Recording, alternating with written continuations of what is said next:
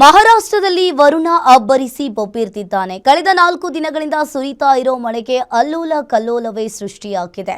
ಇನ್ನು ಪುಣೆ ಹಾಗೂ ಥಾಣೆಯಲ್ಲಿ ಮಳೆಗೆ 5 ಮಂದಿ ಮೃತಪಟ್ಟಿದ್ದಾರೆ. ಮುಂಬೈನಲ್ಲಿ ಬೆಳಿಗ್ಗೆಯಿಂದಲೂ ಕೂಡ ವರುಣನ ಅಬ್ಬರ ಜೋರಾಗಿದ್ದು, ರಸ್ತೆಗಳಲ್ಲೇ ಕಾರುಗಳು, ಟ್ರಕ್ಗಳು ಮುಳುಗಡೆಯಾಗಿವೆ.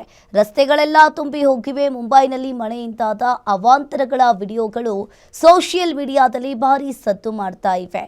ಇನ್ನು ಭಾರತದ ಹೆಬ್ಬಾಗಿಲು ಎಂಬ ಖ್ಯಾತಿ ಪಡೆದ ಗೇಟ್ ವೇ ಆಫ್ ಇಂಡಿಯಾ ಬಳಿ ಭಾರಿ ಪ್ರಮಾಣದಲ್ಲಿ ಉಬ್ಬರ ವಿಡಿತ ಕಂಡುಬಂದಿದೆ.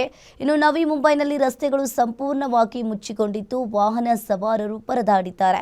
ಇನ್ನು ಬಾಂಡ್ಫನ್ ಸೋನಾಪುರ್ ಪ್ರದೇಶದಲ್ಲಿ ನಿರಂತರ ಮಳೆಯಿಂದ ರಸ್ತೆಯ ಒಂದು ಭಾಗವೇ ಕುಸಿದು ಪ್ರಯಾಣಿಕರಲ್ಲಿ ಸುರಕ್ಷತೆಯ ಬಗ್ಗೆ ಕಳವಳ ಹುಟ್ಟುಹಾಕಿದೆ.